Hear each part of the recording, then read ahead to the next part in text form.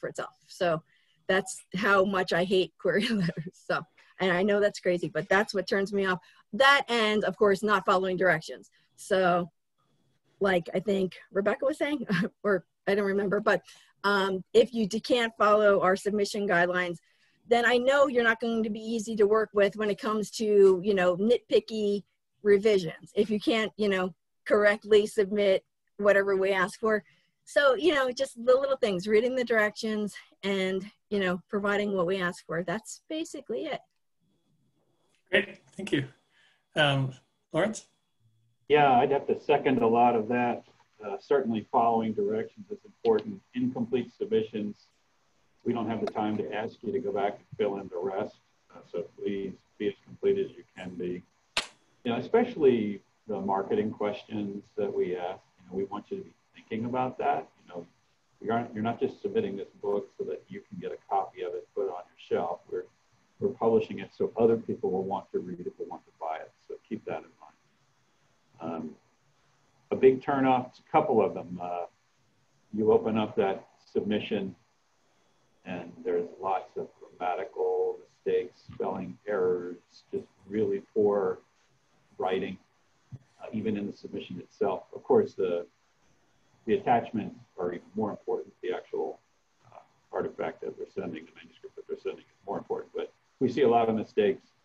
Another big turnoff is getting phone calls, you know, especially just after submitting it. Like, oh, I sent my submission in, what do you think? Or, oh, I forgot to do this. Can I, you know, well, you know, they can withdraw it, resubmit it, so on. So lots of questions. And then the people who have problems using a website, you know, they're wanting to call in like we're a help desk to help them do an attachment.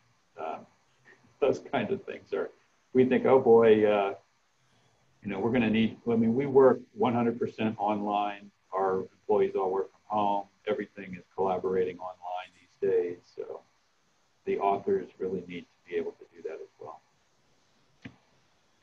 Great, thank you. Just a reminder, if people have questions for them, you can put them in the chat now and I'll sort of monitor them. Christine? So I would say the biggest turnoff for us is also just like people who don't follow the directions that we give, like how to format your manuscript, like please attach your full manuscript, like all that kind of stuff.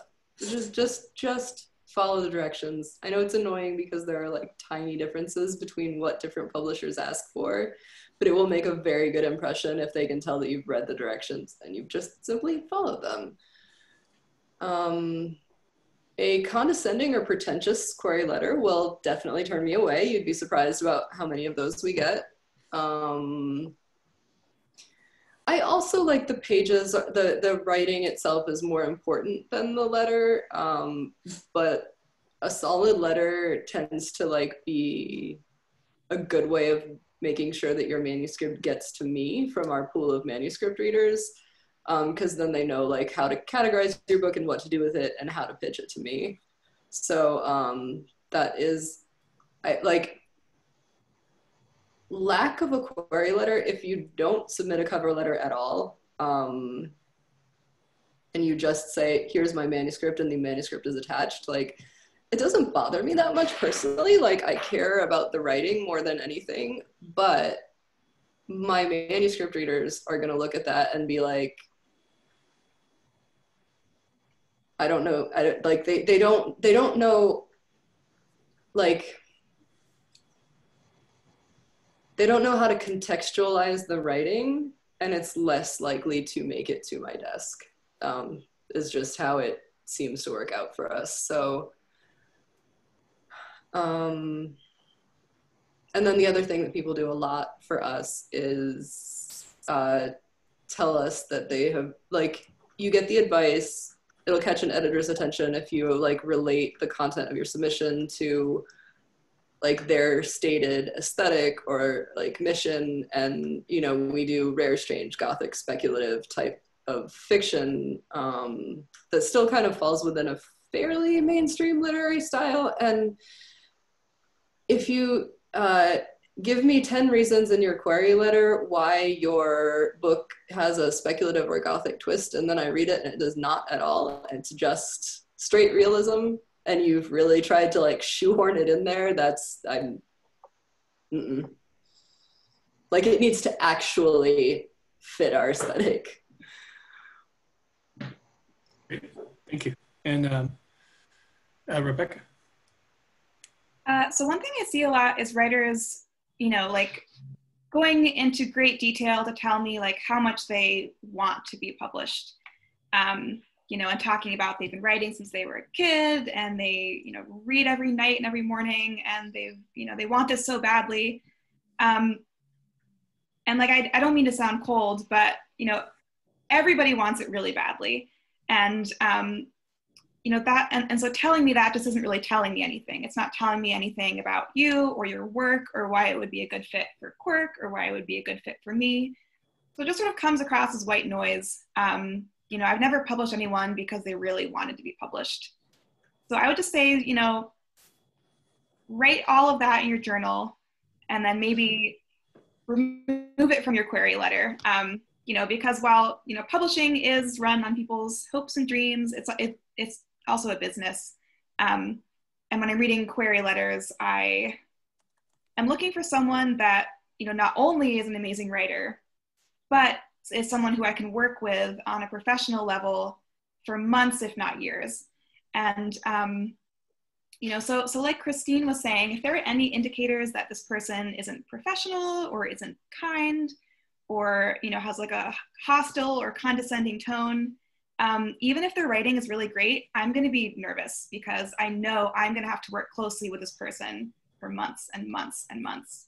So yeah, I would like leave all the emotion on the cutting room floor, because it's, you know, at best, it's not going to add anything. It's just going to be white noise. And at worst, it's going to make me really nervous about, you know, entering into a professional relationship with you because, you know, even the most amazing writer, if I get the sense that they're going to be like really difficult to work with, that might just be a time investment that in the end is not worth it, or like an emotional investment that in the end is not worth it. So yeah, I would just say, you know, treat your query letter like you're applying for a job. And I mean, yeah, this really isn't something, like this is very easy to get right. So yeah, but it goes a long way, just sounding professional and kind and, you know, keeping it straight to the point. Great, thank you all. So there aren't any questions yet. So I just wanted to actually start with a micro question of my own. I'm in a writing group and somebody was writing a letter, like, you know, working on a letter to an agent, query letter. And we had this discussion about just a certain sentence. And since you guys had mentioned, a couple of you had mentioned, you know, like not seeming bombastic or arrogant or something. And the sentence was something like, you know, this book will appeal to everyone who has done this, right? As opposed to, I believe this book, you know, or I think this book could appeal to anybody who's done this.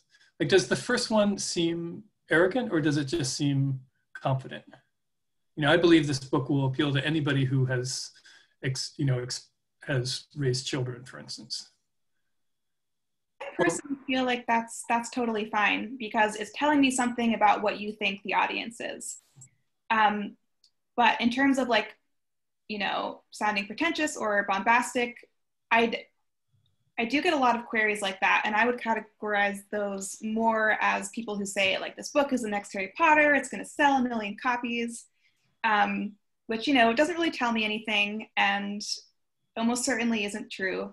And, you know, most editors would love to publish a bestseller, but really we know that, you know, most books aren't going to be bestsellers, and we just want to publish good books and publish them well, and we hope that they, you know, sell as well as they can.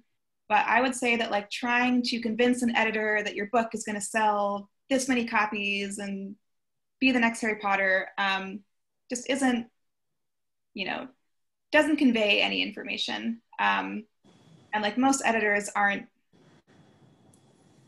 under the illusion that like they're really going to publish the next Harry Potter. So I would just focus on like your work and the strengths of your work. And you can certainly tell us, you know, why you think it would be marketable, like more specific reasons why you think it might sell well, but just sort of telling us without any evidence that it's going to be amazing, groundbreaking, award-winning doesn't really help. So can I?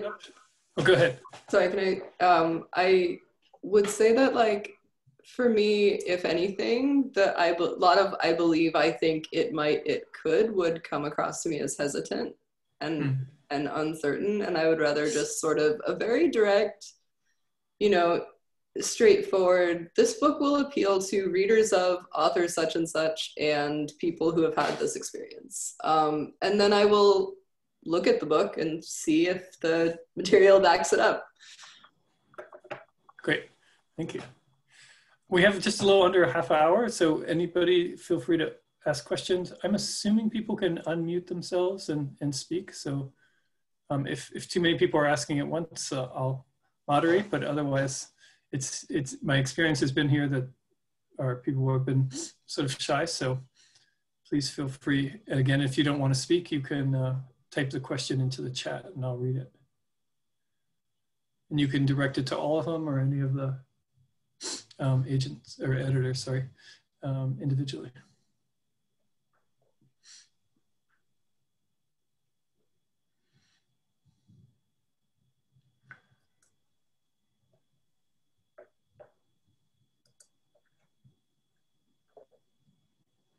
We have some Jeopardy music or something. What's that? Oh, somebody says, do you expect your client to complete a marketing list?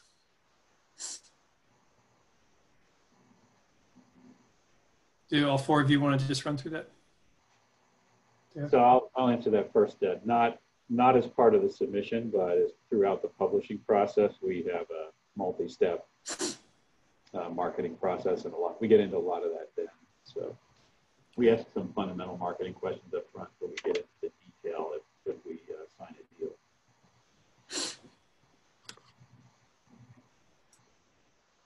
Yeah, we also, that comes a little bit later in the process. Carol, you said it looked like you were about to ask a question. Well, I apologize because I had a agent interview, so I had to hop off. So you may have already answered this, but my question is, how important is the author's platform when you are considering representation for publishing a book?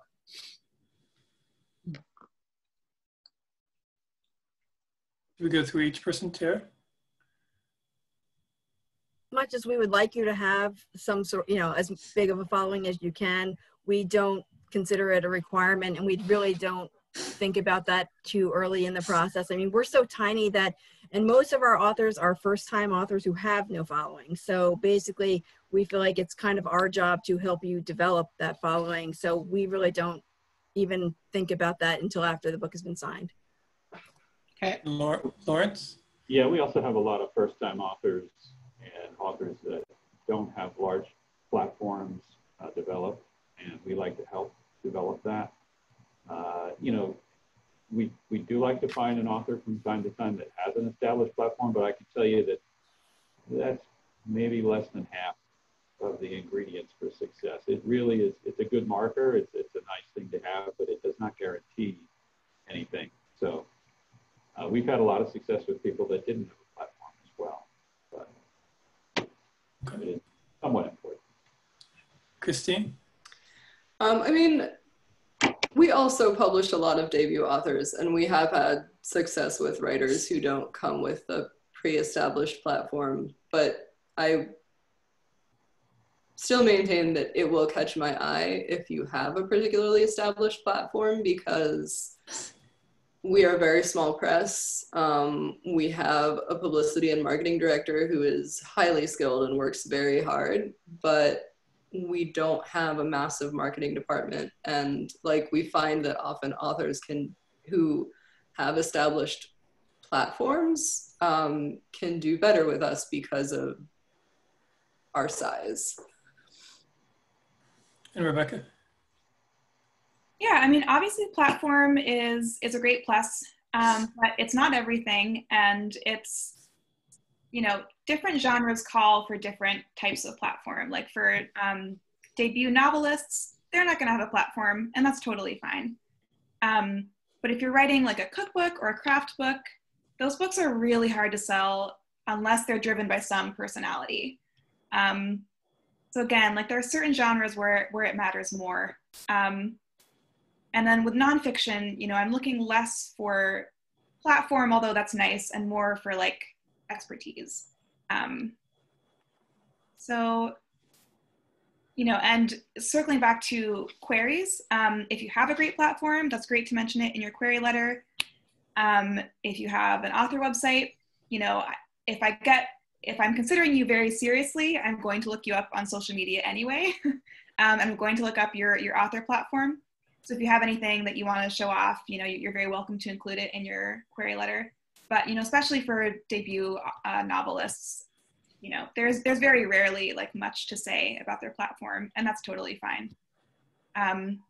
What does get tricky is, you know, if a fiction writer has a tricky track record, like if their previous books haven't sold well, you know, that can be scary for, you know, for an editor and a publisher to sort of take another chance on that person. But there's definitely ways around that. You can try in a new genre, you can like try with a pen name. You know, there's always a second chance to like relaunch yourself as an author, and maybe just towards a slightly different audience or with a slightly different kind of book. Thank you. So related on the chat, somebody asks, are there other things you look for outside of social media and good writing, like a marketing background that might help one get published? And you can just answer if there is otherwise.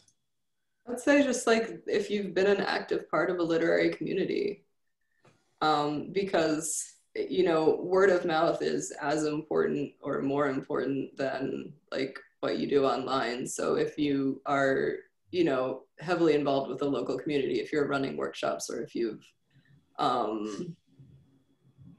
you know, like we do want to know like what kind of network you have. It's not a requirement for getting published, and it's not everything, but like it's useful to know. I would say more literary community and like personal involvement than like a marketing background that is mentioned in the question. Okay, great. I'd say a can-do professional attitude goes a long way. So if you can pick up on that, sometimes it's hard to, but you know, if we sense that. And then getting back to the social media, we also will check you out, and things we don't want to see would be things that are really negative, divisive, overtly political. You know, remember, you want to sell books to as many people as possible. So let's not get into identity politics and division and all that if we can avoid that. Now, if you're writing political books about a specific thing, of course, you know, you're going to go that route. But if you're more of a general author and you want to be selling a lot of books broadly, then that can be a turn on. And someone asks, so Tara, can you tell us more about your literary magazine? Still very much a work in progress. I'll pop the website in here. It's not, we just opened last week, I think, for submissions to try to find stuff for our first issue. So we're nowhere near launch yet, but we're anticipating hopefully spring of next year, depending on the submissions that we get in. Basically, we were just, we get all these submissions, and because we're such a small press and we can only afford to do a tiny handful of books a year at most, we were just kind of looking for something else we could do to really just do more in the literary community. So we thought this would be a good idea and a way to maybe not only just do something different, but also to maybe develop relationships with authors who might down the line write for us, you know, write books for us. So at this point, really, our philosophy for that is we take anything as long as it's thought-provoking. So we're open to short stories, poetry, although we're getting a lot of poetry and nothing else so far. So if you write something else, please submit it to us because we can only do so many poems. But creative nonfiction, essays, anything, as long as it's thought-provoking, you know, we're open to considering it. So. basically, but there's more about it on the website if you want to check that out. So it's great. Thank you. And someone asks, how much focus is put on the opening of the novel? Does the book weighted more heavily towards the beginning than the end seem less appealing? No, I will say that the beginning of the novel is always going to be much more polished than the end of the novel. And we totally understand this because, you know, writers have had more time with the beginning of their book, and they know the editors are going to be, you know, might opt out after the first, you know, 10, 25, or 50 pages. So it is important to have the beginning of your book as strong as possible because that will show your writing ability. But that said, you know, if I'm impressed with your writing in the opening part of your novel, and I'm intrigued by the plot and the characters, but the ending stumbles, that's totally fine because that's something we can work out in edits. What's most important is, you know, proof of your writing at its best, which the beginning of the novel should represent. And then, you know, just having a complete manuscript, which is proof that you can finish a novel, proof that you have, you know, all the ideas for how the plot plays out. But in, you know, I acquire books all the time that need a ton of editorial work. And as long as I'm confident in like the premise and the writer's ability, then, you know, these books look so dramatically different from submission to published book. You know, which isn't to say your whole book shouldn't be in as good of shape as possible because your whole book should be as great as you can possibly make it. But I just want to say that editors understand that the opening chapters are going to be more polished in most cases, and that's totally fine. Anybody else want to add to that? And that's pretty much exactly what how I kind of approach it as well. Can I ask, I'm curious, this is all the questions so far, but what to you is a successful book? Like for you, for each of you, how many copies do you have to sell over what period of time? Does it feel like, you know, at least successful enough? Tara, do you want to say? I don't think we have a number in mind, but we don't feel like it's successful until it's at least made back all the money that went out to, you know, to produce it. And that can take quite a while with, you know, a smaller press. But once we get to that point and beyond, that's a success. And other things like one of our books is being made into a movie, which for us is a big win because we're so teeny tiny. We only have 8 books, you know, to date. So the fact that one of them's, you know, being made into a movie is really exciting. So, That's you awesome. know, little things like that. So, you know, but yeah, we don't really have a number in mind, but just, you know, enough money that makes it worth, you know, once it starts making it worthwhile, that we actually put in all the years of work it takes to produce the book. Lawrence?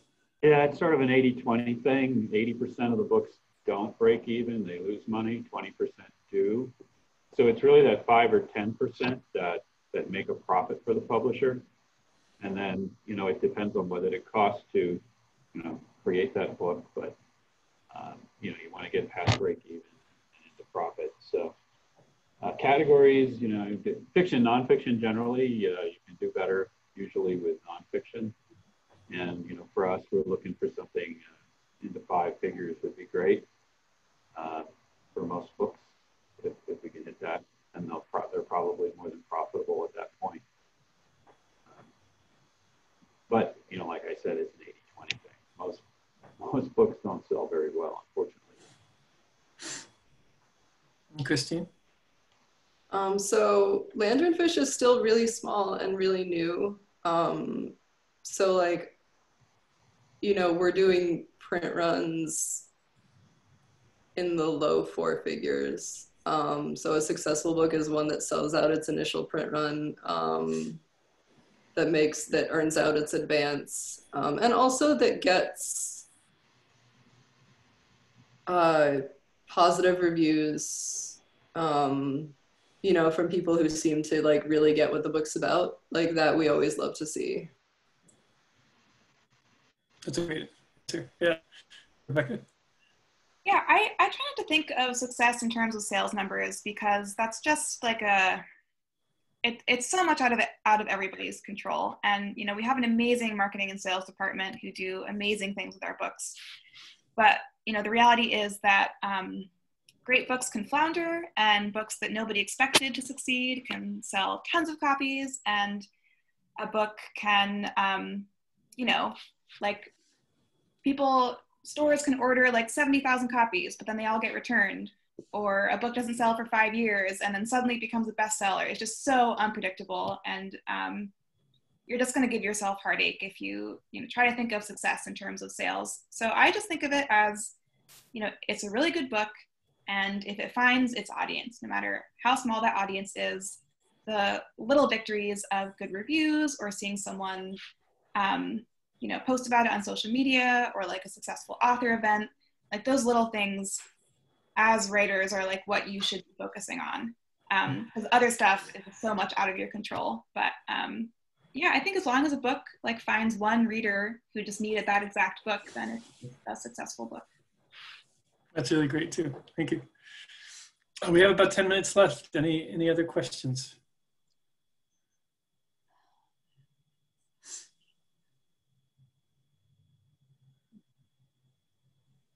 Any other answers?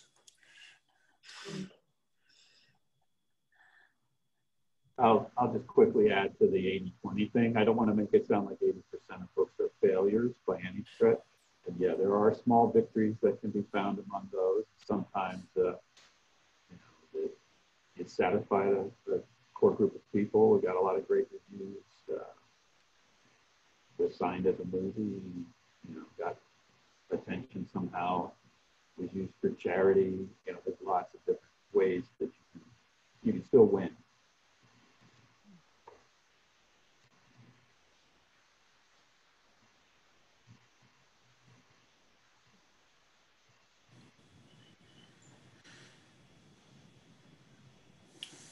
Here's your chance.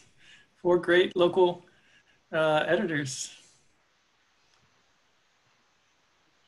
Other questions? Nathan, if nobody else has a question, I'll ask, what's the biggest mistake that an author could make when they're submitting direct to the publisher? Like, what's your biggest turnoff?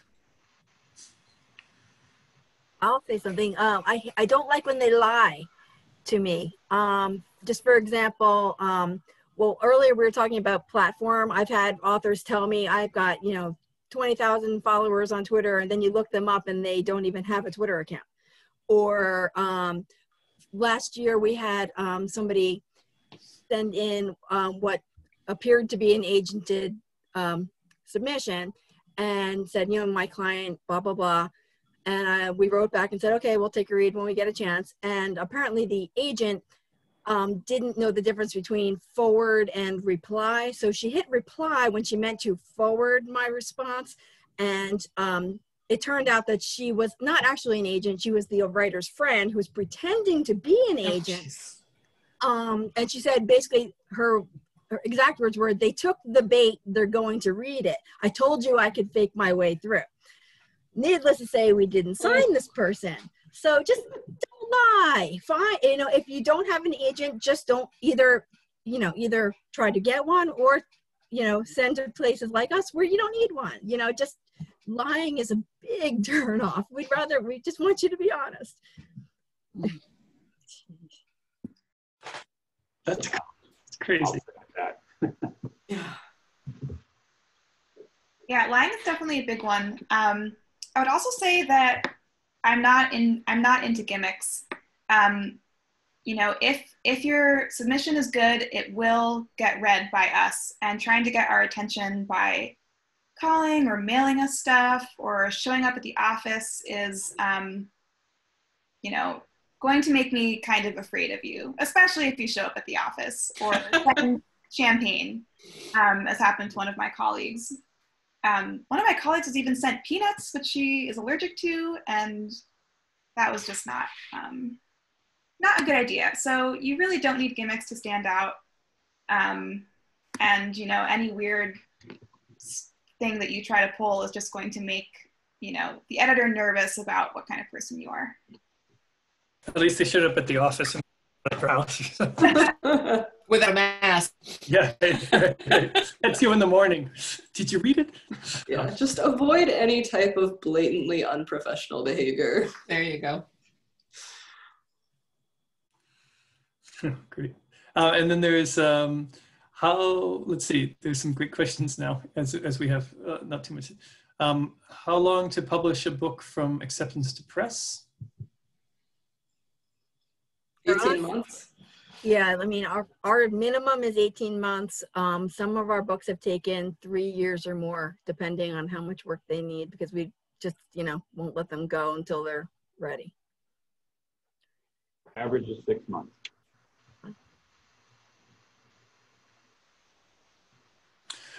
What advice do you, I'm sorry, go ahead. With us, it's usually a year to a year and a half. Can be as long as 2 years. It can be shorter. Certain books have to be seasonal, so they have to be published, in time for Christmas, or they're tied into a pop culture property that's hot, so they have to be published like as soon as possible. But really, standard is about a year and a half. There's this question: what advice would you give to authors who are struggling to find comp titles? How important are they to the overall submission? Good question, I haven't heard before. They're a really nice add-on. They're not essential. Finding comp titles is like this magic that like marketing people can do that, authors aren't always great at doing about their own work. But if you have a really good comparison to where like there's an established audience, because like it's sort of like this book meets this book, and a lot of times it's that simple, right? It's like title X meets title Y, pick books published within the last 5 years preferably, and if you're really spot on with that, like it'll perk up. Like, it's not everything, it's not essential, but it's like it's good to, it's always like really helpful. Yeah, I would say that comp titles are, like Christine said, they're a great perk, but they're not essential, and bad comp titles are worse than no comp titles. Yeah. So, if it's not accurate, if you're comping to like a 200-year-old book, that's not going to help me. But yeah, as an editor, I have to find comp titles for my job, and, even though it's my job, it's really hard. So if you're not sure about your comp titles, just don't include them, because it really can be difficult to find the right ones. Someone in the chat says, try the library new books, you will find what you want. And I've also heard the advice that you can kind of think about one comp title as being sort of in the style or form, and the other one in the content. So we get a kind of a range of those two possible ideas. And the other question, which I think is maybe a great question to end on, which is like, what has been your favorite book to publish? We'll just go through Tara. And that might just be in the experience, not necessarily that the book is better than any other book. But with only 8 titles, it's really, if I pick one, then I'm going to have some angry authors on my hands. I'll say 33 Cecils, which is our first novel that came out in 2015, which is the book that's being made into a movie. And the only reason I say it was because it's kind of taken me, like, I've had 25 years of publishing experience, but this is my first experience seeing a book painfully, slowly go through the movie rights process. And, it's taken us 5 years to get from that to this. So it's just, it's been a huge learning experience for me. So I guess that I have to say that's my favorite, just because it's been so interesting. Yeah, that sounds great. Lawrence? Oh, wow. Well, I don't want to upset. It's not going to be any easier with hundreds of titles. Right. So, yeah, just a real quick 2-minute story. Several years ago, my wife came to me. She's also a partner in the press. She had this idea. An author wanted to do a book on historic photos. These are like Victorian era, early 1920s, up to 1920s, era photos of pit bulls with family members and children and so on. And I said, no way. I can't imagine that that's going to do the thing. She said, well, let me take it. I'm like, all right, you take it. So she took it. She worked with the author on that. They produced the book. They released it. And then they very smartly tied it to dog shelters and offered $1 charitable reward to the dog shelter of the customer's choice, and there were a number of them that came in. So the sales skyrocketed. Dog shelters got lots of charity, and the book sold a lot of copies. And I really was embarrassed that I had turned away my own spouse's idea for a book that ended up our bestseller that year. That's awesome. That's great, Christine. Great start. I mean, I also have a fairly small list of authors at this point, and I don't like, I'm not just, you know, saying this, like I really do love all of the books on my list for different reasons.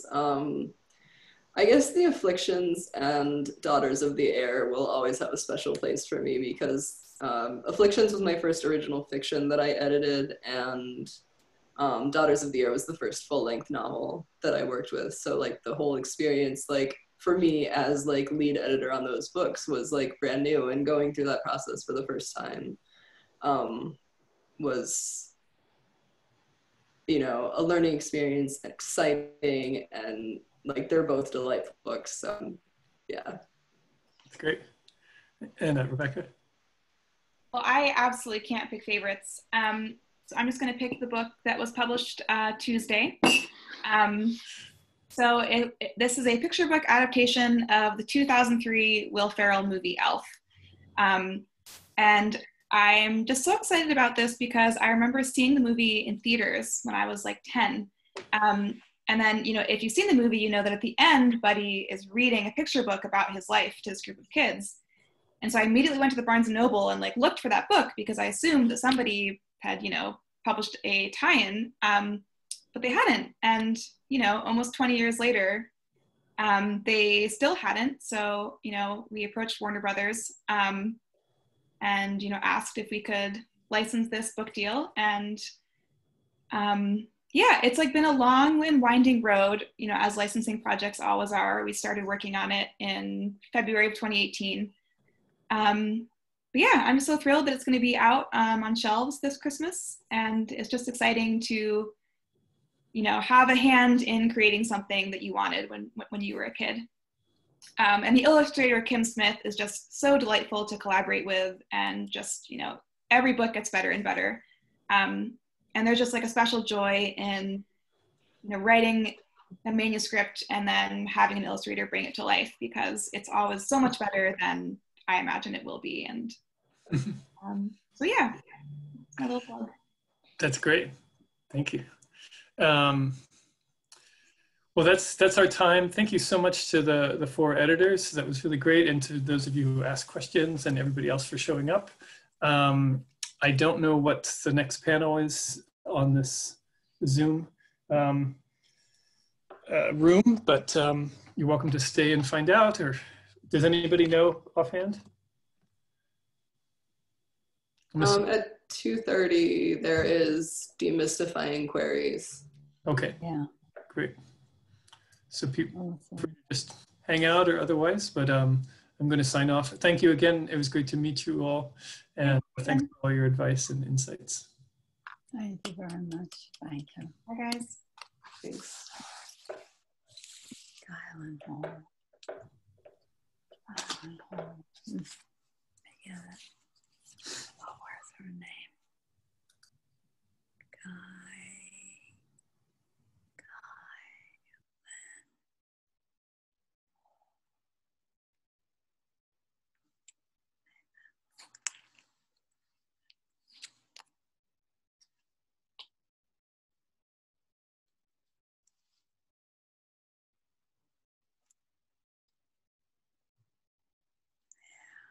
That's great.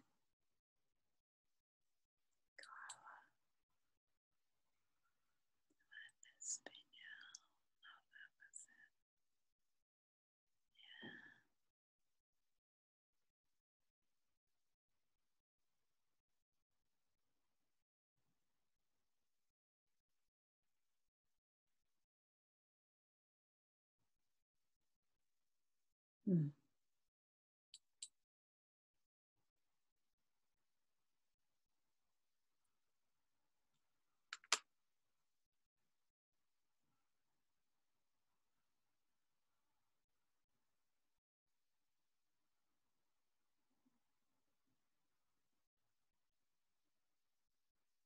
Mm.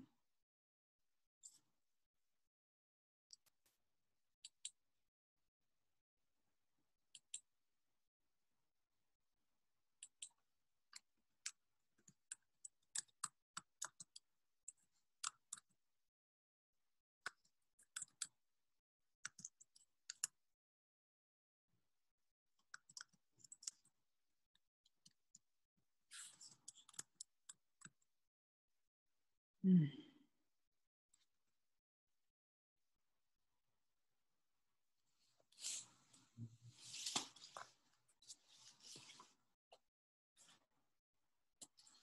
I don't think I can go any.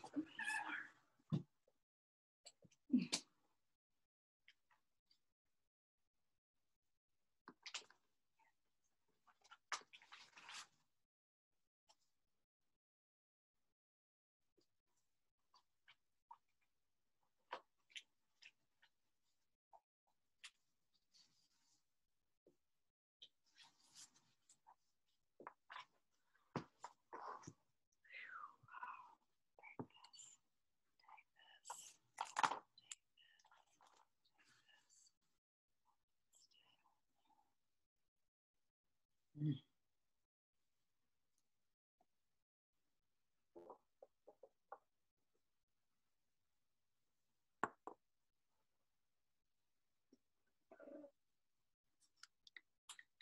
Mm. I can't go there.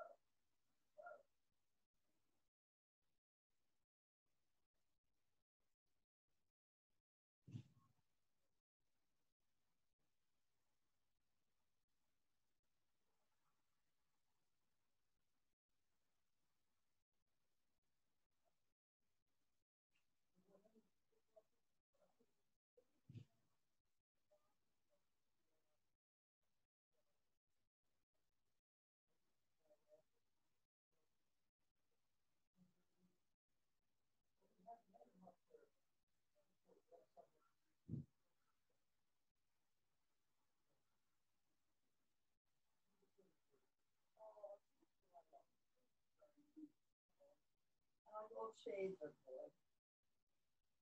I'll try to find a couple of these.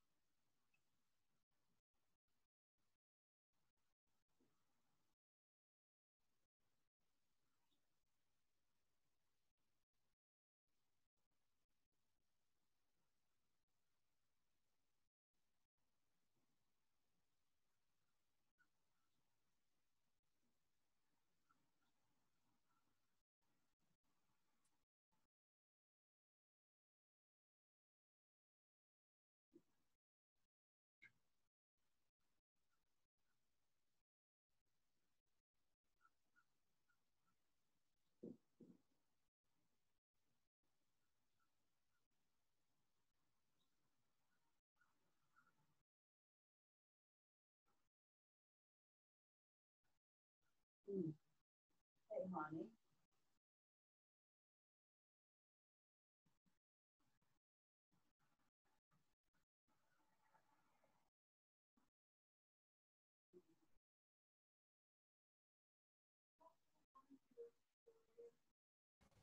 Hi, Nicole. It's nice to finally see you. I meant to tell you that earlier, but this morning was a little nuts. Oh, yeah. Yeah. But you know what? In the scheme of things, they really recouped beautifully. Oh, yeah. You know, I felt so sorry for Christine. I just wanted to scream. I don't know how she didn't jump out of the screen. That poor girl. That poor woman. Yeah. I was like, I wasn't too sure what was happening, but like somebody messaged me, said they were having trouble getting into a room, and I was like, oh my gosh. Yeah. And see, the thing is, you don't know if it's you or everybody else. So that's why I sent a message to push to publish. I wasn't upset that I didn't get in. I wanted to let them know that I couldn't, because sometimes it's just one person. Mm-hmm.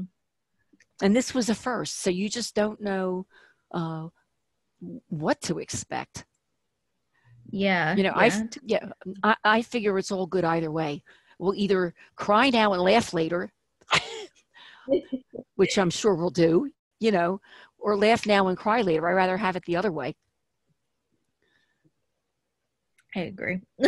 Yeah. This is an enormous undertaking. I mean, I can't even, begin to imagine. And Carla is absolutely the best. I mean, you are really very fortunate. She is the salt of the earth. Oh, yeah. Yeah. So Nicole, are you in the program? You're a student at Rosemont, aren't you? Yeah, this is my first semester actually. Okay.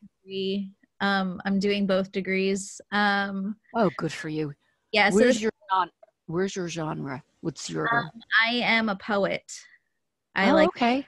Yeah. So. Well, let me tell you, Christine Salvatore and Grant Clauser are positively excellent. This was the first year I ever took poetry consistently. I actually started the summer retreat with J.C. Todd, and she just hypnotized me. So I finally had the chance, and you know, it's work. It's a different way of seeing. It's a different way of thinking. but it has been such a revelation. I've thoroughly enjoyed it. It really helps you. Yeah.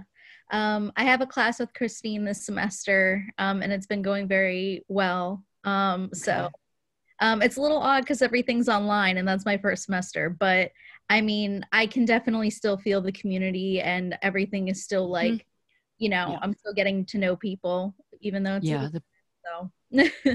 The people are wonderful. I was here as an undergrad. I graduated in 1975, and it was great then, and it's just really terrific now. I mean, the support that you receive is tremendous, and I think that only helps you get better. It doesn't pay to be nasty, to advance your own agenda, because you don't learn anything when you act like that. And you know, people have just been so accommodating, and you know, and this is just a really tough time. Yeah. So I admire you, because at least with me, I knew at least a couple of people in my classes. So that wasn't so bad, because we were caught midstream in Christine's class. But by then we all knew each other. So that made it, you know, easy. I think I would have really struggled if I was just thrown right in like that. So. Yeah. Different time. Mm-hmm.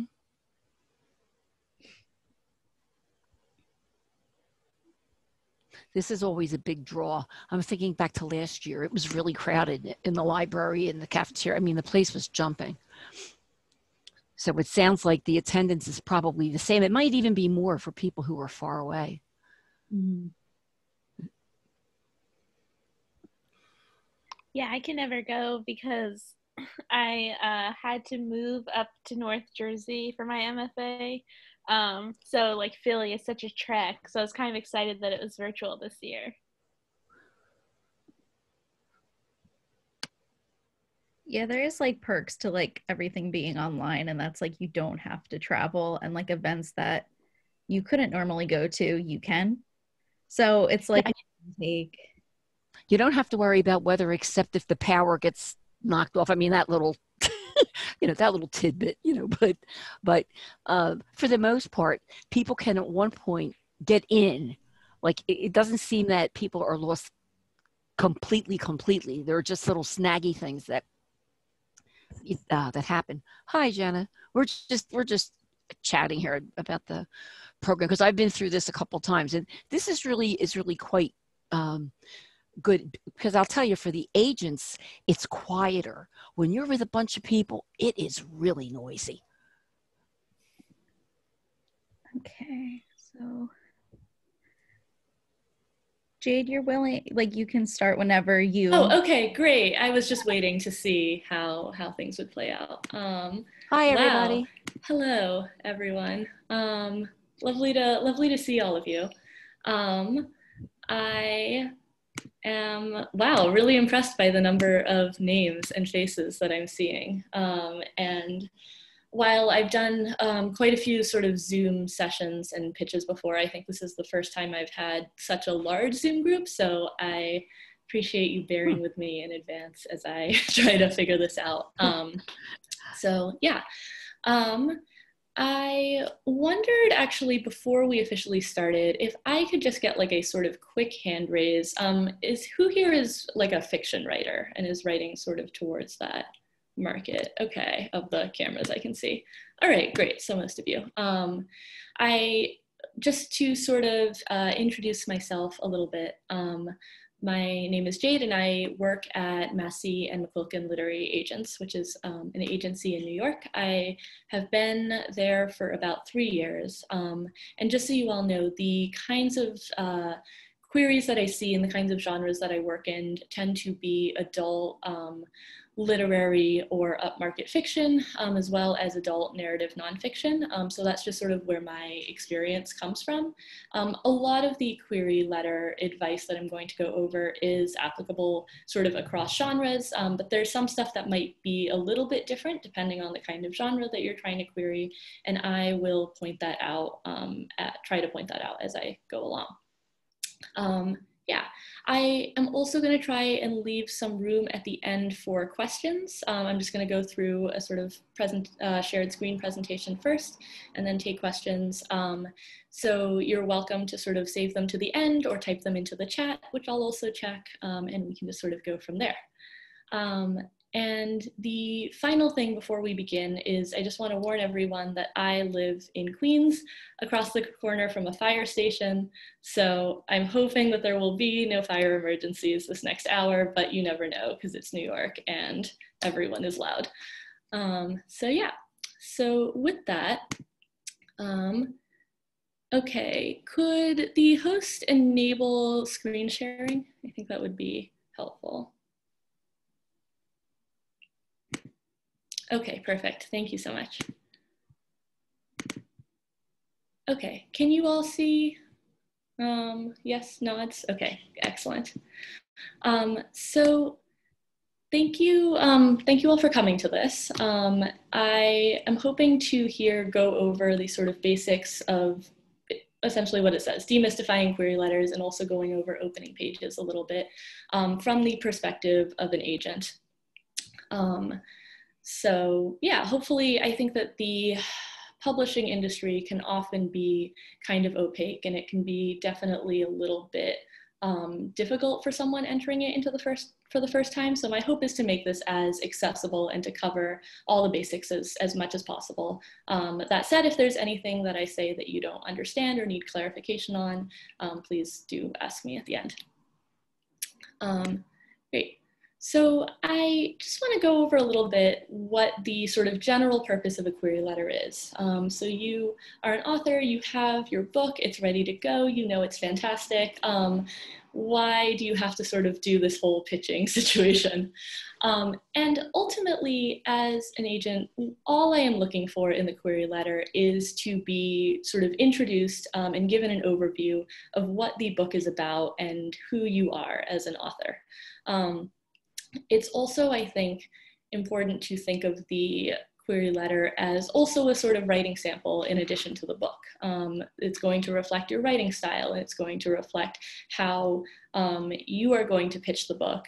And most importantly, actually, it's going to reflect how the agent is going to pitch the book to the editor further down the line. And then even further down the line from that, how the editor will pitch the book to the sales team, how the sales team will pitch the book to bookstores, and on and on and on.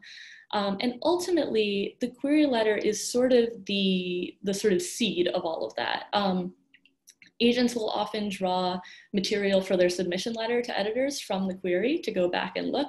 So, and editors will often draw from the submission letter to even just write jacket copy, which appears in bookstores. So the sort of themes and characters and tone that you put forward in the query letter are going to sort of establish the tone for how to talk about this book and how to pitch this book. And as agents, we are always thinking about what is the best way to pitch this, you know, what is the best way to sell this? And that's why the query letter is pretty important. And again, like, agents have a lot of different sort of personal preferences. So I am just going to take you all through what I like to see in a query letter. It is great if query letters are pretty concise, 2 to 3 paragraphs, pretty brief, plus an author bio. From the agent's perspective, you know, we log into our inboxes on a Monday morning. It's quite a few queries to go through, more so if we have bosses and we need to go through their queries as well. So keeping your letter pretty short and succinct means that an agent won't have to sort of hunt through a full wall of text to find the information that they need. They can just see what it's about pretty quickly and then get straight to the story. The opening, the first paragraph, I always recommend that it be a sort of personalization paragraph, and as well as why you've chosen to query this agent.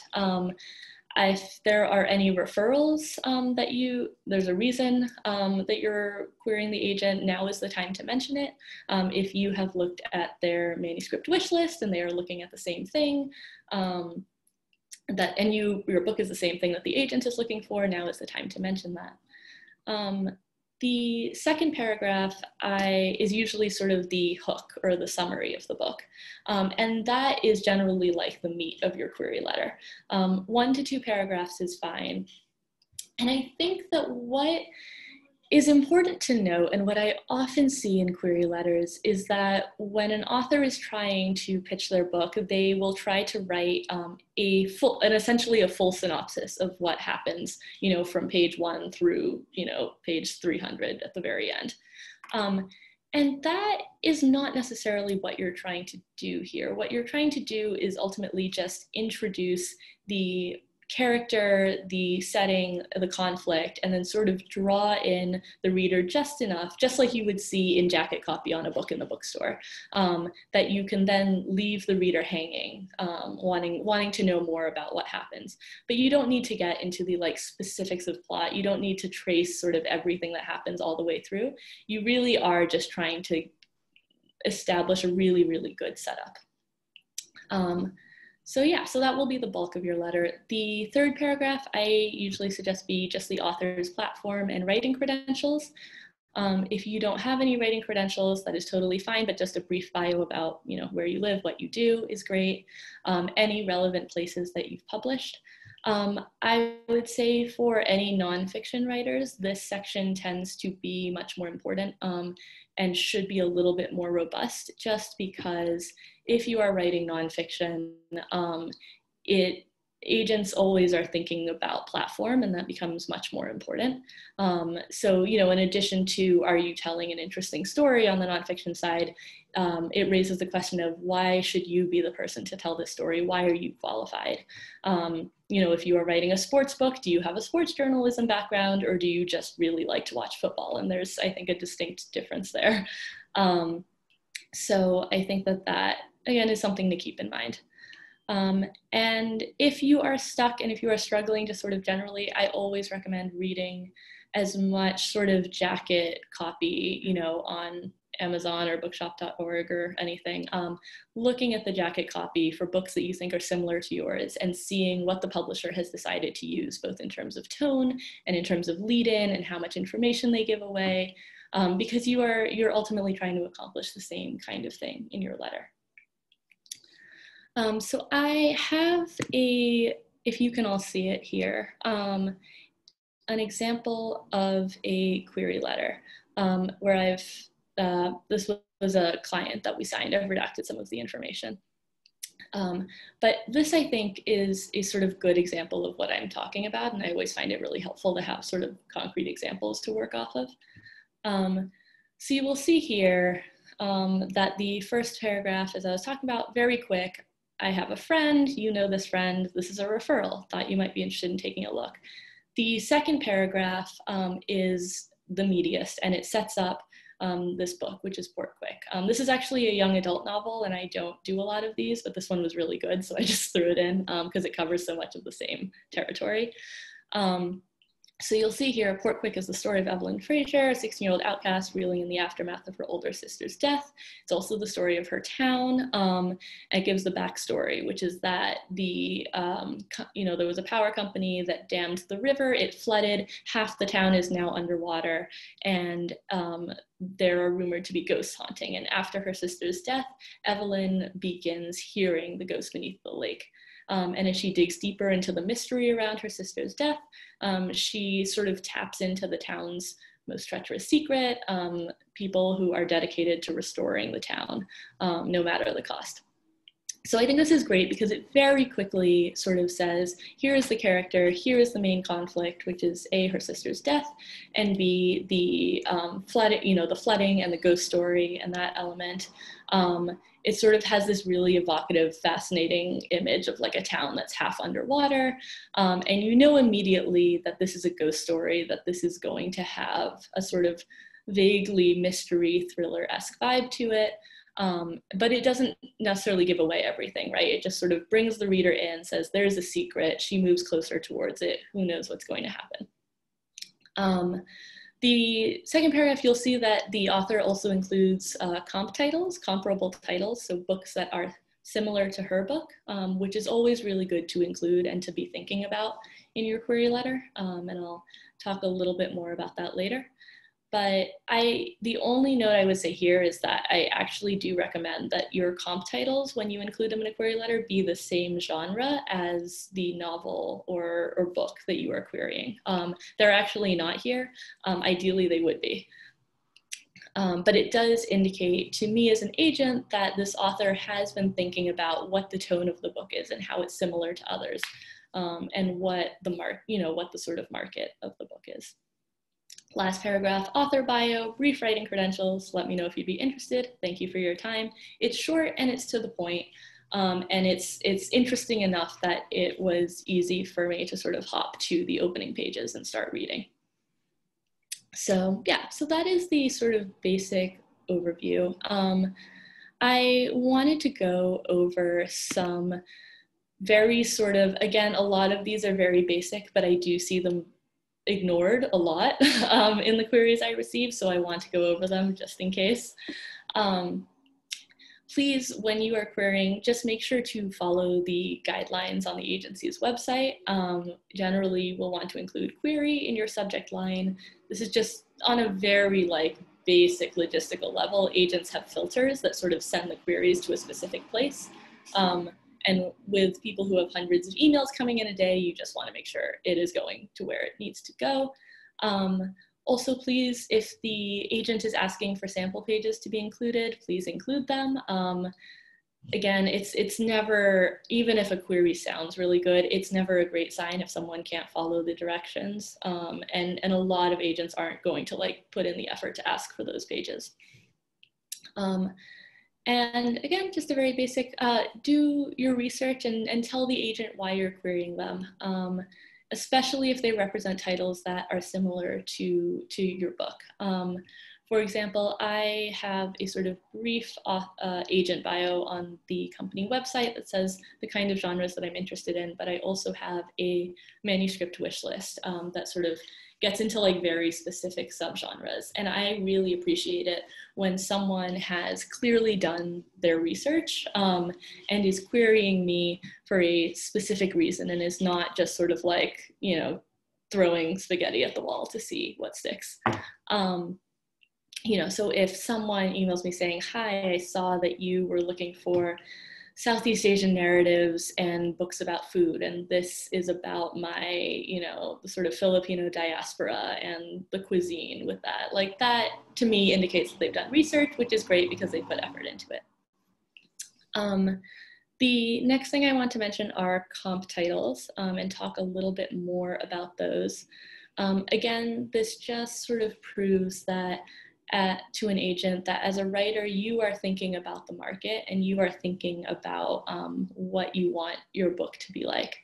I think the other thing that I see a lot is people will comp to titles that are either sort of very far back or very, very big. And that's not necessarily all that helpful. You do want to have your titles be recently published, ideally within the last 3 years. And also achievable, which isn't to say, of course, we are all sort of hoping that, your book becomes a New York Times bestseller and sort of sells 1 million copies and is the next 50 Shades of Grey or Harry Potter, but those are ultimately outliers. And the reason that comp titles are so important actually is because publishers will use them when they are deciding what kind of advance to offer on a book. They will take the comparable titles that the agent gives them. They will look at the sales for those titles and they will establish their advance level partially based on the profit and loss statements that they draw from comp titles. So ultimately you want things that are really sort of close. It's less of a sort of aspirational, here is what I, in an ideal world, would like my book to be like, and more, here is where I think it sits in the market. And here is the kind of book that I think, I think readers of this book will also like this book.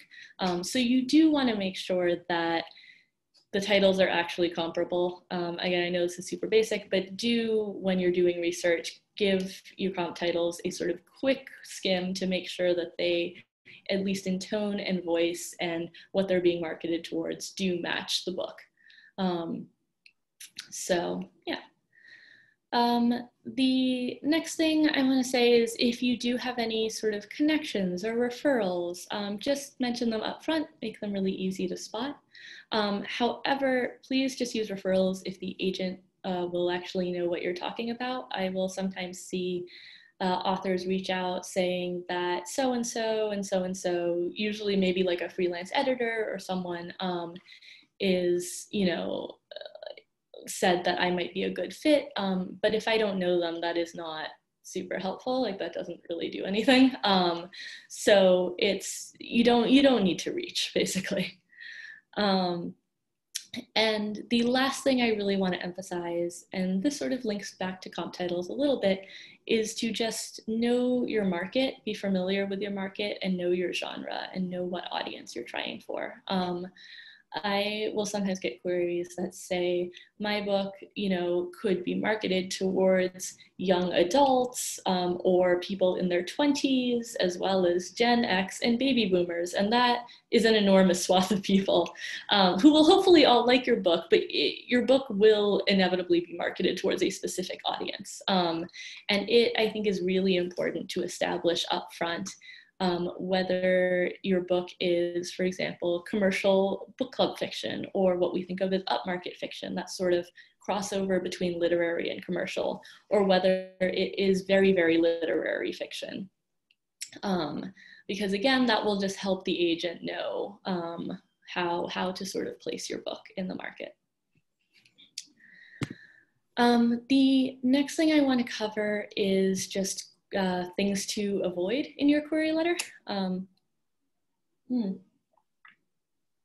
Again, a lot of these are very basic, but I do see them all the time. Please avoid sending the same form email to every agent. We can tell when authors do this. Sometimes we are CC'd or BCC'd on a mass list that goes out to everyone at every agency, and that is one way to guarantee that there is never a response, unfortunately. Because again, like, you as an author, you're trying to start a business relationship with an agent for a reason. You want to work with them for a reason, hopefully. And so you do want to tailor your letter in that way. I would also advise that authors really pay attention to the genres that the agents represent, and don't query in a genre that lies outside of that. For example, I know that my manuscript wish list says something like, I am interested in sort of grounded speculative fiction. And I think some of the examples I give are things like The Power or Severance by Ling Ma, things that are fairly literary and maybe have elements of magic in them. But I will often get high fantasy as a result, which is ultimately not the same thing. And there are absolutely fantastic high fantasy agents out there, but that is not the genre I work in. And those are editors I don't know. And that is a market I completely do not know. And ultimately, you know, you want an agent who really knows your market well, and who really knows the genre that you are writing in really well, and can pitch to and has editors' names in mind. So you just want to make sure that it's a good match in that way. The next one, very basic, please just be polite. It's a business relationship. I would say that 99% of queries I get are wonderful. There is occasionally a, you'd be lucky to represent my book, or, you know, I am so excited that you will get the opportunity to read this and you better read it kind of thing. Just basic human decency. The next thing that I sometimes see in query letters are people who mention sort of aspirations beyond just selling the book to a trade publisher. They will say that they want the book to be a New York Times bestseller, or that they are really, really hoping to adapt it for the screen and for Hollywood. And these are all things that, you know, hopefully will happen and could happen, but they are not the sort of main point of the author-agent relationship. If an agent is signing an author, they are doing so, they are essentially making a commitment to try and sell the book to a trade publisher as best they can, and that is sort of the main thing. There are so many things that have to fall into place that are out of everyone's control for a book to hit the New York Times. Same with film TV. Even though more books are being adapted for film TV than ever, ultimately the goal here should not be to write for Hollywood, it should be to write your book for trade publishing. The next one, please don't query an agent with a book that you have already self-published. The reasons for this are one, that if you have self-published a book, it's already sort of out in the market, which means people can already buy it, which makes the publisher taking rights, there's not really a good reason that they would do that if it's already available to everyone. The second one being that often with these third-party platforms, when authors agree to publish their works on there, they are giving away the rights to their book, often without realizing it. And so as an agent, we actually don't, the author no longer has the rights to that book to then sell to a publisher. The next one is just a quick note about blurbs, which, in case anyone doesn't know, are basically praise from other high-profile authors, the really nice things that people will say about your book that usually go on like the jacket or the back. And sometimes authors will approach an agent with blurbs already in mind, which is fine, but this can sometimes really be stretched into the territory of, well, I contacted such and such author's office and they said that they would be happy to maybe take a look when I sent the manuscript, and that's not really a commitment to a blurb, nor is it really that helpful. So it's just ultimately not necessary unless you have a blurb from someone you already know, they've already given the blurb, and by and large, those kinds of things are figured out much later in the process after a sale to a publisher. The last thing I want to go over is that you don't really want to query the agent with more than one book. I will say that this may be different for genres that are that tend to lend themselves more towards series. Things like, children's, middle grade, young adult, which often does series, fantasy, which often does series. But what I am talking about here is specifically someone will come and say, oh, I have this novel, which is really great. I also have a short story collection, and then I also have these essays, and also I write poetry. Would you like to take a look at all of them? And there is nothing wrong with having a lot of projects on the back burner. And I think that ideally in a good agent-author relationship, you will be able to talk about future projects further down the line and grapple with those. But I think ultimately when you are querying, to me, someone who queries with a ton of projects shows me that they are really having trouble prioritizing what they're going to work on. And that ultimately, again, like they are sort of throwing spaghetti at the wall to see what sticks. And I really want to see a querying author who has picked one project, who has made sure that it is really polished, maybe gotten a couple of readers on it before sending it out, and has really thought about what they want to lead with and what they want their debut to be. So yeah, that's the next thing. All right, so now that I have thrown all of that information at you, I wanted to just move on really quickly to opening pages. And honestly, I am not going to spend a huge amount of time on this because I do think it could be an entire other workshop in and of itself, because ultimately this is just about how to open your book. But when I know that our agency, for example, always asks for sample pages with our material. And when I am looking at query letters, I, am checking the query letter to make sure that it makes sense for me.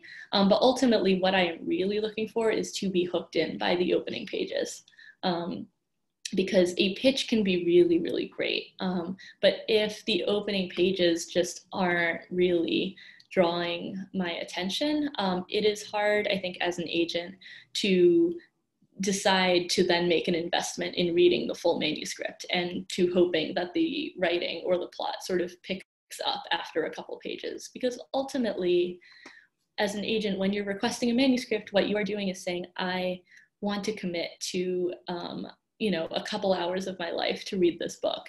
And so ultimately saying, I really want to at least trust the authorial voice when I'm looking at these opening pages. I want to sort of be hooked, and I want to really have faith that this is going to be a worthwhile journey ultimately. So something that I usually advise are to start with a sort of what I call stakes. I think that people often say that you should start in the middle of a moment or in the middle of action.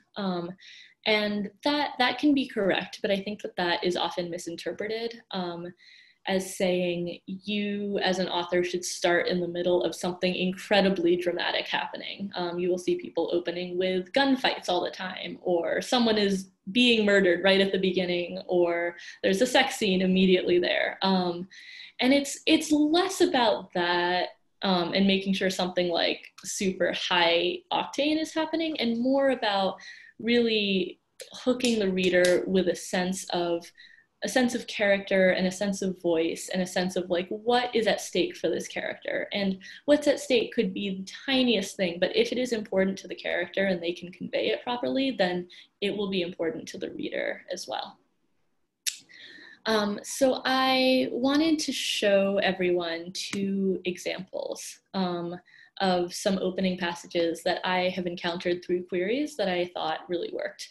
One is fiction, the next one is memoir, and you can sort of give it a read yourself. But this was a real query that came in that led to an offer of representation, and it was pitched as a sort of upmarket, or what we call like book club fiction. And what I really love about this is that, you know, Trinity Fisher's afternoon shift task was a simple one: remove the prostitutes' phone numbers from the front page of all the bedside Bibles. And I think immediately there, especially with that line, God hasn't visited this island in a long time, I think that was the first line that really made me sort of laugh out loud, and it immediately gave me a sense of, okay, this voice is pretty, you know, it's pretty irreverent. There's a sort of black humor here immediately. You know who the sort of main character is. You know that we are in a hotel of some sort, and you know that no one is really all that happy with their job. It also, these next couple paragraphs sort of immediately establish place. And in this case, the book is about a sort of fancy resort and the sort of like seedy underbelly of it in a remote island in the Bahamas. And you sort of immediately get that, right? You get the sort of jitney bus. You get the idea that at first glance it was one of these beautiful days that sort of seems like paradise, and then on the other side of the gates you have trees drooping and heat waves, and this sort of sense that there is already going to be this like very sharp divide between the sort of haves of the resort and the have-nots of the actual inhabitants. And again, like, you don't know as a reader totally what's going on or who all of the players are, but it, to me at least, was incredibly interesting and had a very like distinct, sharp voice. And again, like a sense of humor that I just really appreciated. And I think fits really well for the type of book that this was, in that sort of like upmarket book club vein. So yeah, so that was the first one. The second one is fairly different. This is actually the opening of a memoir proposal that I worked on with a client. And this is the first paragraph that this was not actually through queries, this was something that we worked on for a little bit before deciding to open with it.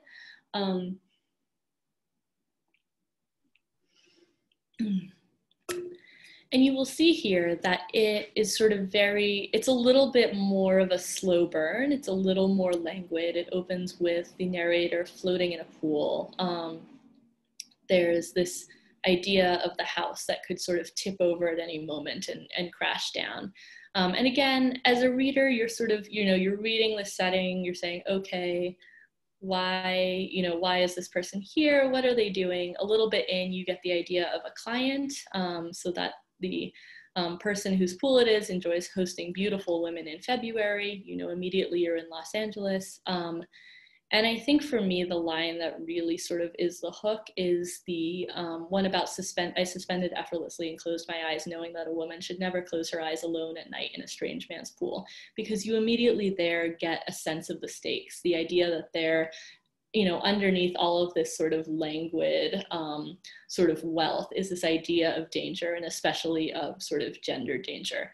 But also the idea that the narrator is playing what she describes as a dangerous game, because we all have to find out what we're made of. The idea that she is really leaning into this danger. And for me, at least, that is something that I found incredibly compelling and made me want to read more, to say, okay, who is she and why is she leaning into this danger? And maybe, you know, again, it's not a moment of high action. It is literally just a woman floating in a pool, but there is enough of a sense of sort of the stakes and the danger under it to give just enough unease to really keep the reader going. At least I thought so. So yeah, and you'll see too, I think I have a like personal preference towards things where immediately it seems to be one thing, but it really is the like, you know, the underside of that is revealed. And I think that both of these examples do a really good job of balancing that, because something that does, whether it's a resort versus the rest of the island, or this nice pool versus why is she at a strange man's house, really sort of provide tension and stakes there that make you, you know, wonder what is happening, and makes you want to keep reading on a very basic level.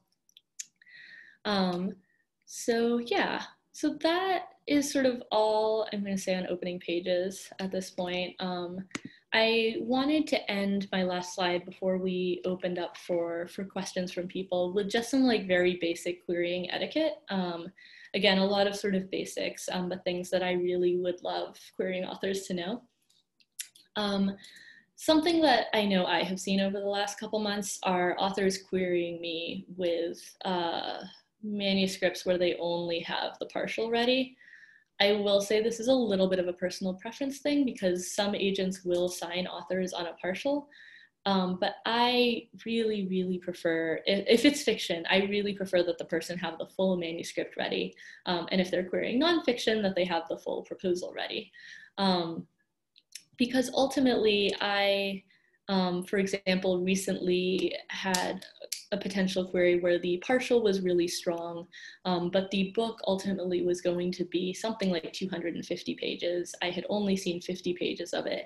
And it is really difficult to say, even with a really good 50 pages, how the rest of the book is going to turn out. And I personally think that like one of the worst case scenarios for an author agent situation is where an author signs with an agent on a partial. They're very excited. And then the author delivers the rest of the manuscript, and they find out that the agent wants to go in a completely opposite direction with these pages, and the author doesn't agree with that at all. And there's a sort of clash of editorial vision there. Because ultimately, a good agent will be really invested editorially as well.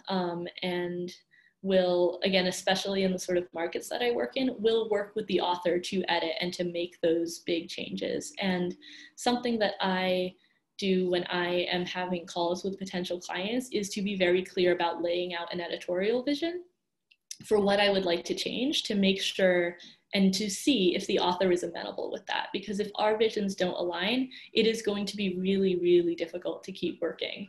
And for me as an agent to pitch something that I think is not the best version of what it could be. So that is why I think just the more material you have, you know, you could maybe be signed by an agent on a partial, but why not put your best foot forward and just have everything ready?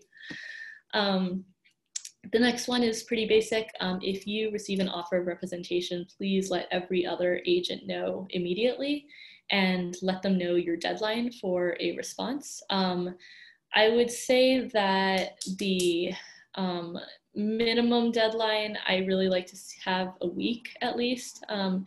Especially when you think about the fact that at many agencies, there are several readers who have to read it, especially if you are querying an agent who is also like the head of their agency or a senior agent or has been there for a while.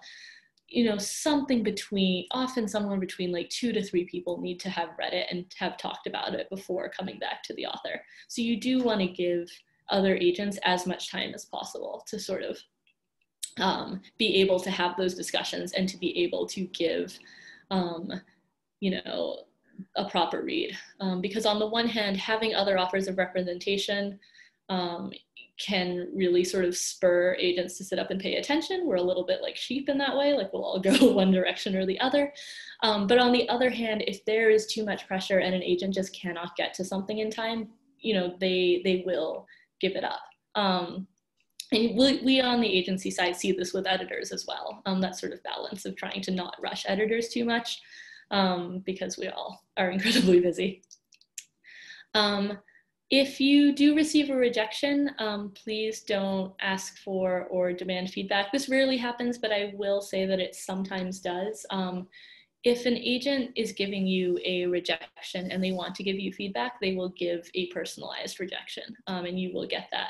But ultimately, I sometimes find myself in a position where the writer is really just asking for editorial help, and that if I am not signing the author, then it is not really my job to do so, and it sort of leaves a bad taste behind.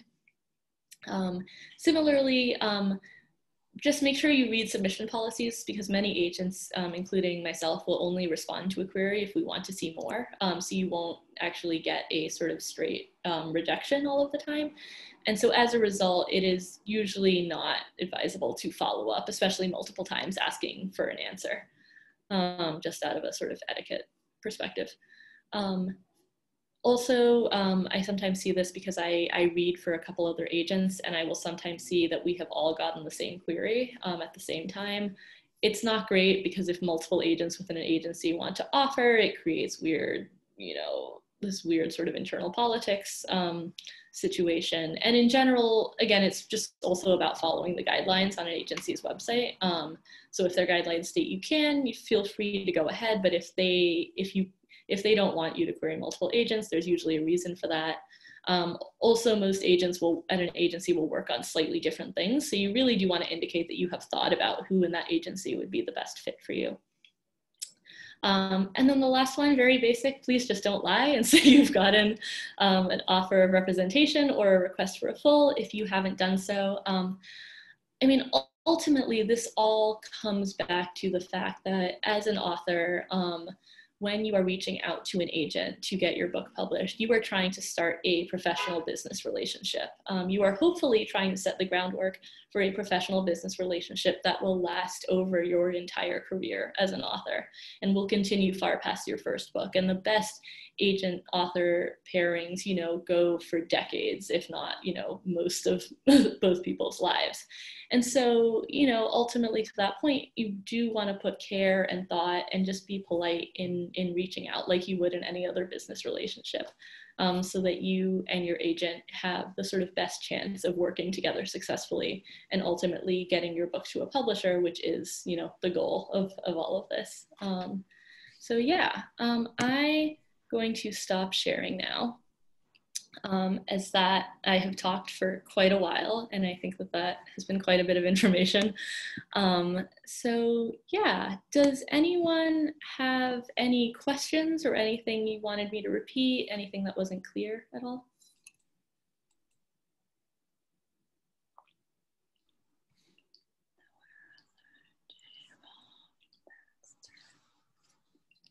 Oh, okay. All right, cool. Oh man, this always feels so awkward over Zoom because I know that everyone's there, but all right. Okay, cool. Oh, thank you, Maria. I very much appreciate all of you taking the time. Oh, okay, a couple questions. Yes, thank you. Where is the best place to find what type of agent you should be querying? From Dana, thank you. That's actually a very good question. There are a couple sort of internet databases that will give you an idea of what agents represent what kinds of things. I want to say that Poets and Writers has one. I think that AAR, the Association of Authors Representatives, also has a database for their agents, and they're sort of, those agents really, they have to register, and there's almost the sort of governing body of agents, so that's very legitimate.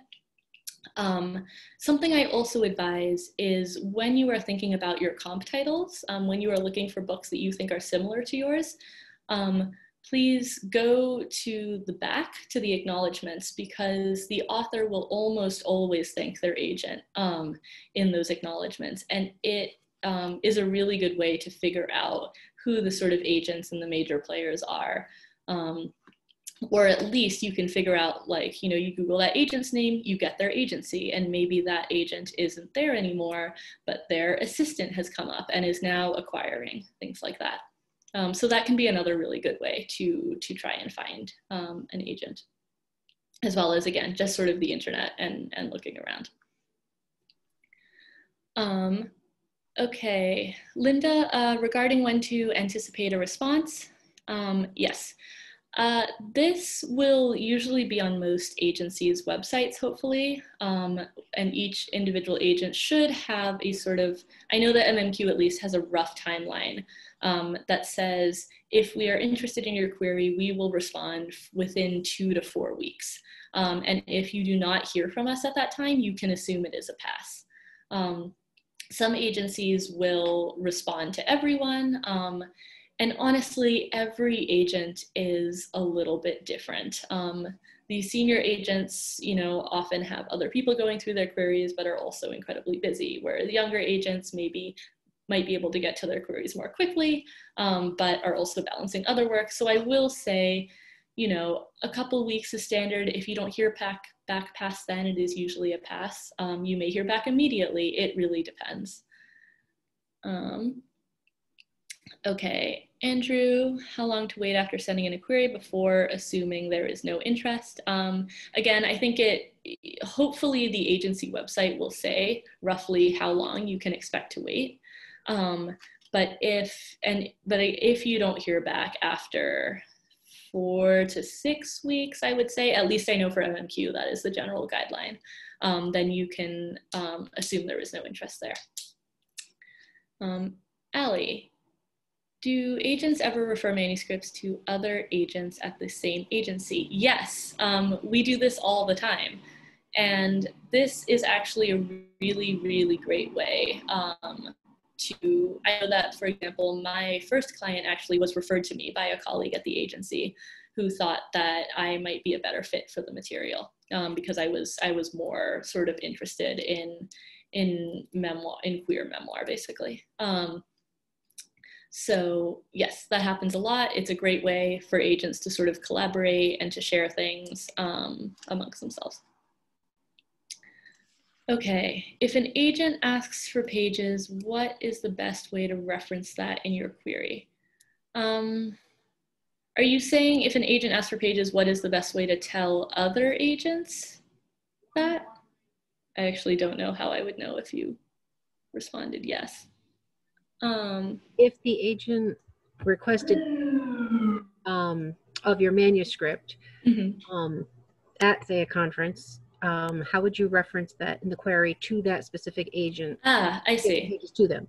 Oh, got it, got it. I know that when I've been meeting with people here, I ask them to remind me either in the subject of the email line or immediately at the beginning of the email saying, hi, like, you know, thanks so much for taking, you know, we met at this conference as requested. I am sending along these pages. Does that make sense? Yeah.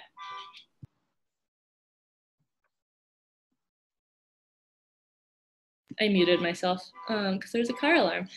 If the book you're querying is the first of a planned series, should you mention that in the query letter? If so, how much detail should you give? This is something that I think does really depend on genre. I, for example, rarely work with things that I'm planning to have be series. You know, literary fiction doesn't really serialize, neither is memoir, but that's a very different case for other things. So I would say if you are querying in a genre where series are fairly common, you can go ahead and say that. I would still put most of the focus on your first book and then say, you know, a sequel is, you know, I also have planned or am in the middle of writing a sequel or a series, and just sort of leave it at that. Ultimately, that is something that, you know, further along, if you get a call with an agent to discuss, you can sort of talk that out then and talk about your sort of future plans.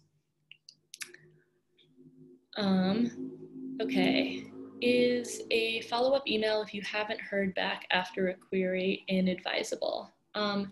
I will say, I think that most agencies, it is a, if we will only respond if interested policy.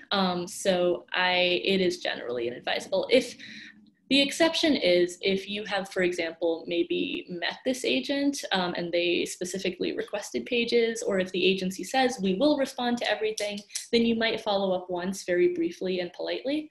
But otherwise, I wouldn't advise it. Regarding sending pages, I'm inclined to skip the prologue, even though it is relevant, and go straight to the actual narrative. Would you agree? Yes, although I do think that does call into question the idea of how much you need your prologue to begin with. But I am generally, unless the prologue really sort of starts off immediately, I would just go straight to the actual meat of the narrative. I will say I'm not a huge fan of prologues generally, so that is somewhat a personal opinion. But yes, I do agree. Okay, Query Tracker, for example, lists agents who seem to be seeking almost every kind of work. Is there a better source? Yes, Query Tracker is interesting and full of flaws because I think that often it sort of slots. I think the reason that I get high fantasy, for example, is because I put speculative at some point and it immediately put me in that category on Query Tracker, and I will never stop getting the next Game of Thrones.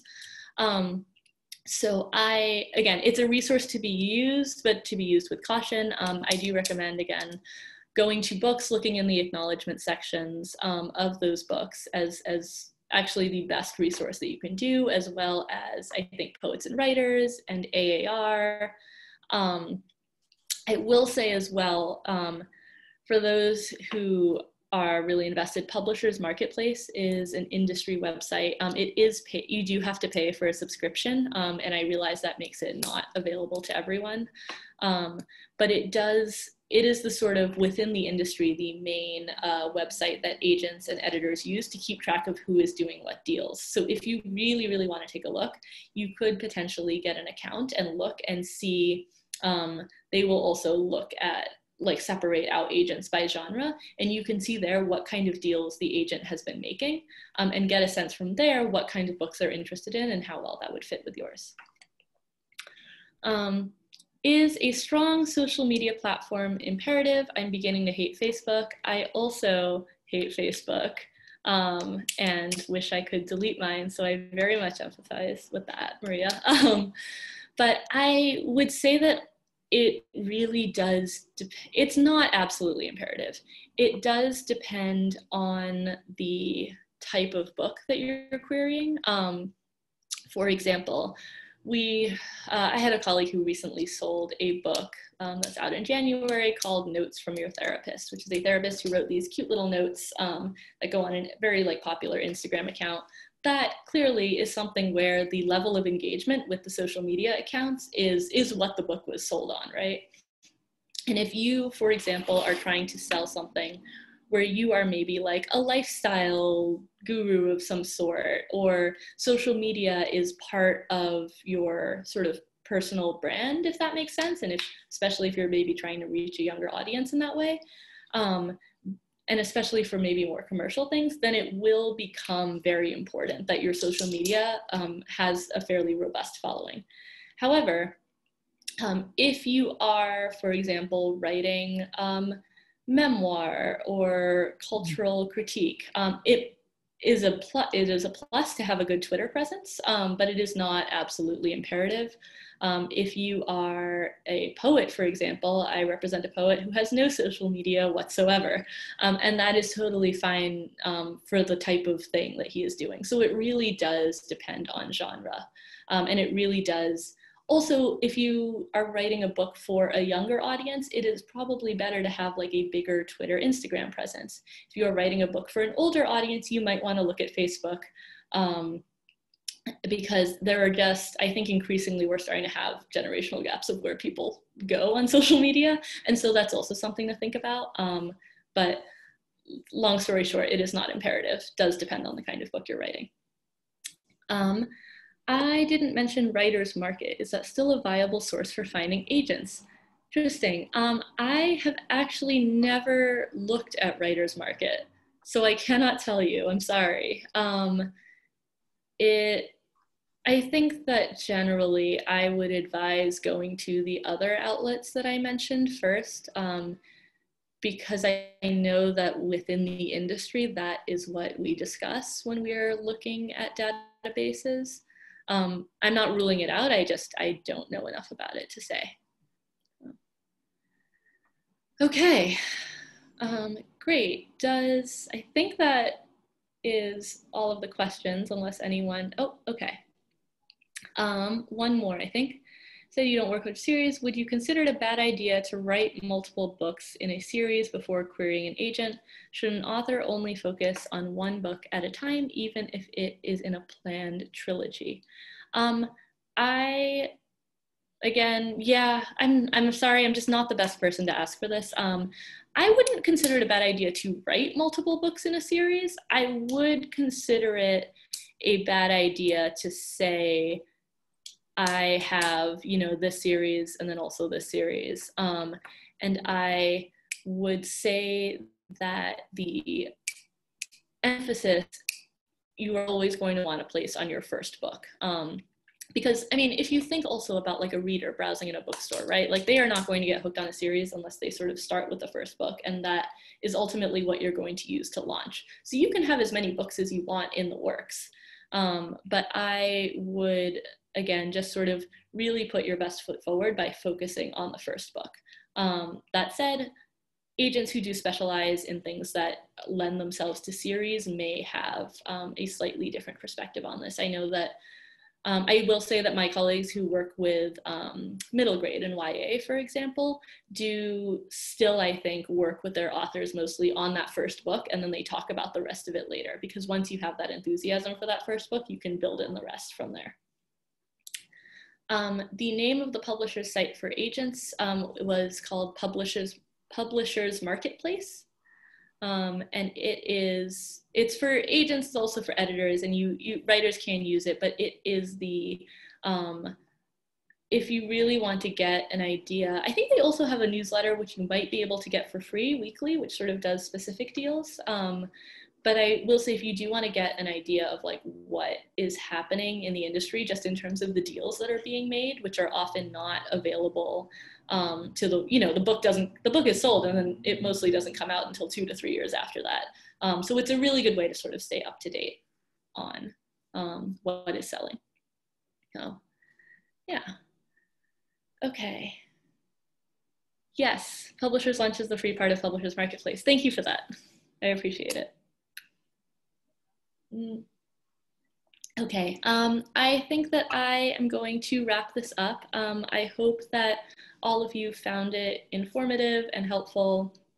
I tried to cover sort of a wide variety of bases, so hopefully that was okay.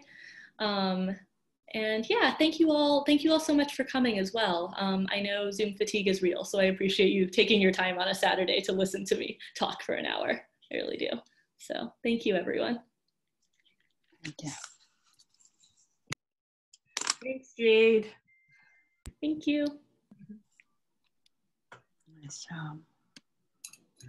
And this is the 3:30. 2:31. Hey, everyone. I'm back. I'm back in Zoom Room 1 after the battle in Zoom Room 5. Woo, that was some crazy. That's all I can say. We survived. We should get t-shirts that say, I survived Zoom Room 5. Welcome back. Thanks. Oh, I'm going to be doing double duty here in all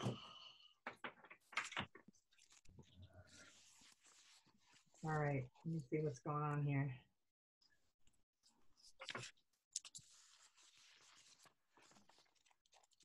Hi, Joyce. 2:30 to 3:30. I guess I got that. No, you're done. You're as far as I know, you're done, right? Yes. What? No, the agent panel is in Zoom Room 1. Yes. All right. I shall see you over there. All right. Bye. Not wait. So if you guys are, if you guys want, the agent panel's coming up at 3:45. Or we have, if you're a poet, we have the publishing opportunities for poets in Zoom room 2 at 4 o'clock.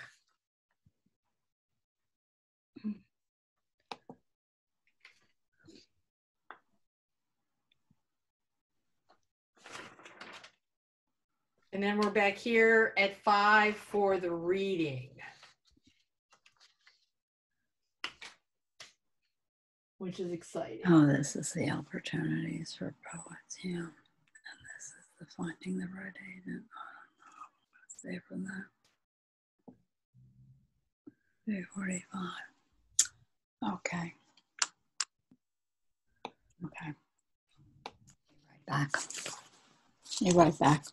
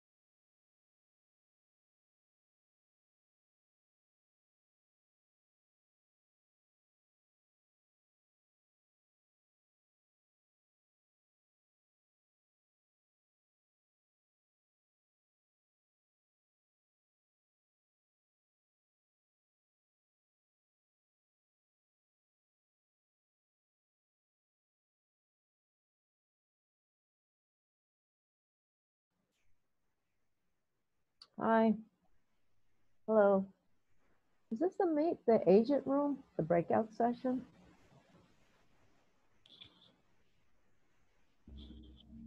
Yes. Okay.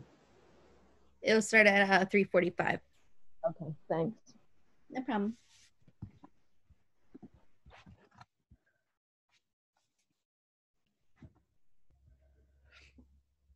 Yeah, sorry about that. I have 2 Zoom rooms open and I have 2 people to ask. One person's asking me something over here and I got someone else in my earbuds over here. It's like, no!